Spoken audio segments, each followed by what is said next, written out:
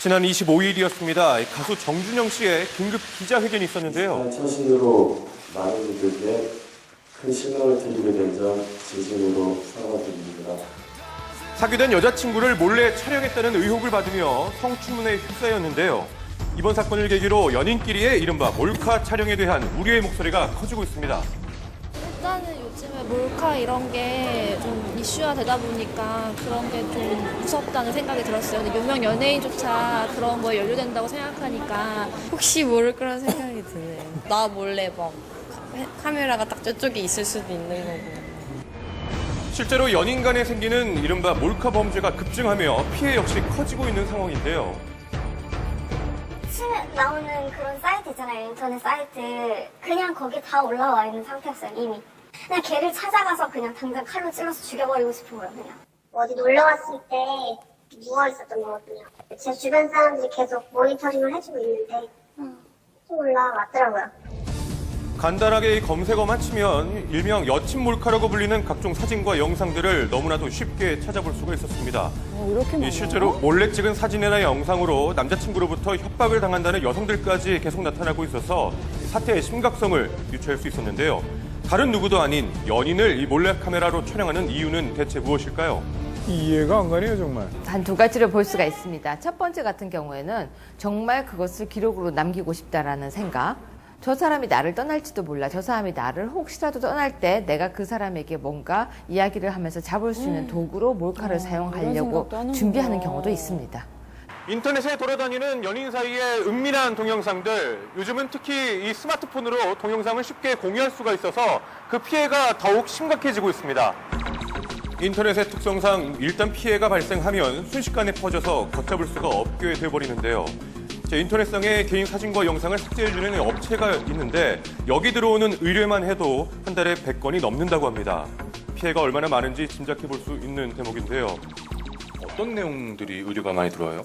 남자가 몰래 영상을 찍어서 보복성 유출, 헤어지고 나서 보복성 유출도 많이 있고요. 예.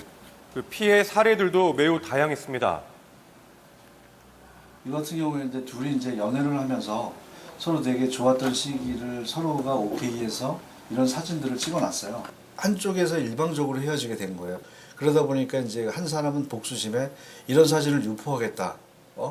이거를 유포하지 않으려면은 네가 다른 사진을 더 심한 사진을 나한테 찍어서 보내라.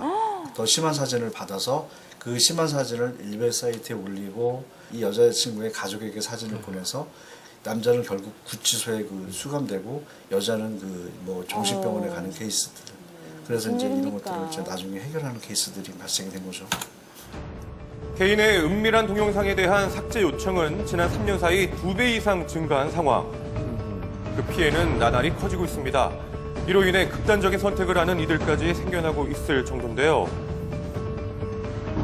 몰래카메라 영상이 유출돼서 힘든 나날을 보내고 있다는 한 피해 여성을 어렵게 만나서 직접 얘기를 들어볼 수 있었습니다.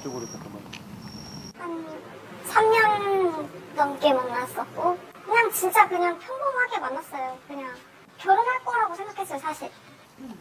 동영상을 발견하게 된 건 올해 1월. 친구로부터 전해들은 이야기는 너무도 믿기 힘든 것이었습니다. 나 맞냐? 약간 누가 봐도 너라고. 너무나 그냥 치면 나오는 그런 사이트 있잖아요. 인터넷 사이트. 그냥 거기 다 올라와 있는 상태였어요, 이미. 그 실시간, 거기에서도 실시간 검색어 이런 거 나오면은 거기에 그냥 순위 올라와 있고. 자, 그렇게 확인해본 영상 속에서 버젓이 스마트폰을 설치하는 남자친구의 모습을 본 충격. 이루 말할 수 없었다고 합니다. 그때가 제일 지옥이었죠. 막 친구들한테서 연락이 오기 시작하고 어디에도 올라온 것 같아. 여기도 올라왔대. 이러면서 그거를 저한테 보내주는데 맨정신에 있을 수가 없겠네. 죽을 것 같은 거야, 그걸 보면은. 그냥 걔를 찾아가서 그냥 당장 칼로 찔러서 죽여버리고 싶은 거예요, 그냥.